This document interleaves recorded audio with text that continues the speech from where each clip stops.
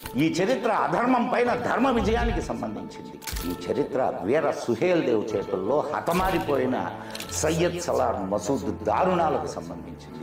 16 సంవత్సరాల వయస్సులోనే అత్యంత క్రూరుడు, సింధు నది యువతల ఉన్నటువంటి సమస్త భారతదేశం తన చెప్పు చేతుల్లోకి రావాలి అనేది వీడి ఆకాంక్ష. పాపం పెరిగినప్పుడే కదా భగవంతుడు ఆ పాపాన్ని నిర్మూలించడానికి తన అంశను పంపిస్తాడు.